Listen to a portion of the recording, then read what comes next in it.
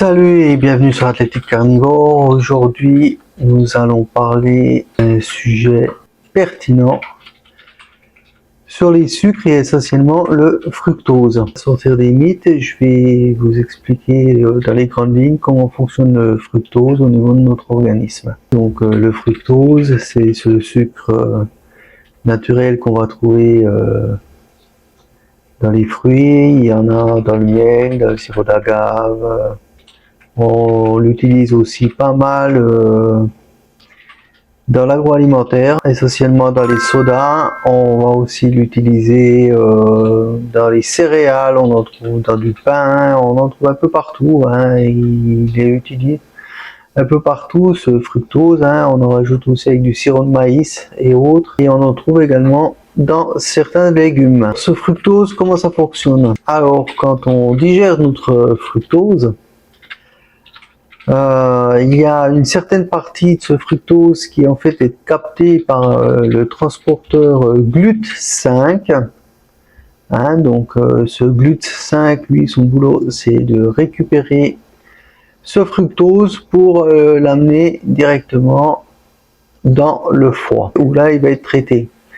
Donc pour donner une idée large, grosso modo, on parle de au niveau de ce GLUT5, on avance un chiffre de 1 gramme géré par minute. Ok.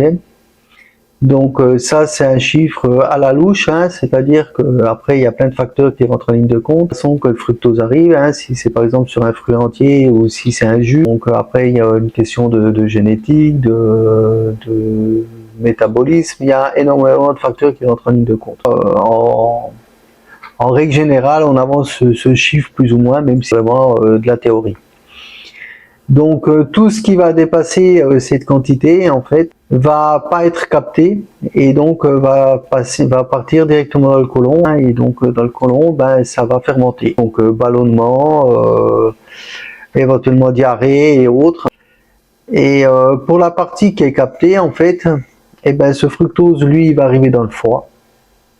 Et le foie, lui, à ce moment-là, lui, il va commencer à faire le tri, donc voir ce qu'il va pouvoir en faire de ce fructose. Donc, il a plusieurs possibilités, ou le traiter pour fournir de l'énergie relativement rapidement.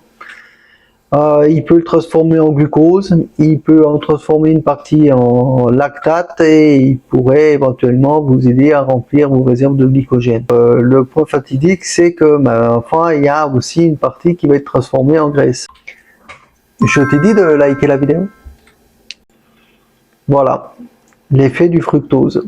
Et ce qu'il faut savoir, la grande différence qu'il va y avoir entre ce fructose et le glucose, c'est que le glucose, lui, par contre, il va être utilisé, il est utilisé par tous les organes, donc le muscle, le cerveau, les organes en général.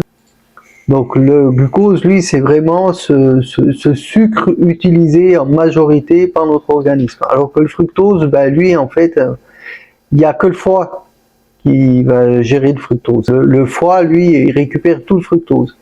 Et le problème qui va commencer à se poser, c'est que le fait de manger du fructose une fois, 2 fois, 3 fois, 4, 5, 6 fois dans la journée, parce que le fructose, il y en a partout, c'est-à-dire que voilà, vous payez un jus d'orange, tac, vous avez votre dose de fructose, vous décidez de manger votre petite barre énergétique pendant votre sport, tac, vous tapez votre petit coup de fructose, et ainsi de suite, quoi. Il y en a partout du fructose. Donc le problème qui va se poser, c'est qu'en fait, le foie, à force d'être agressé par ce fructose régulièrement, il va favoriser ce qu'on appelle une stéatose, plus vulgairement, le foie gras.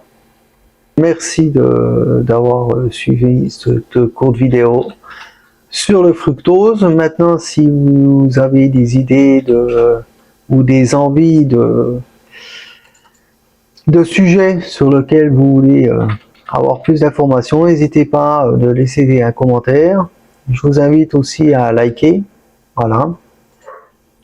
Ça, c'est super important de liker et abonnez-vous, ce serait gentil. Et n'hésitez pas à partager la vidéo. Voilà, je vous remercie. Et surtout, abonne-toi.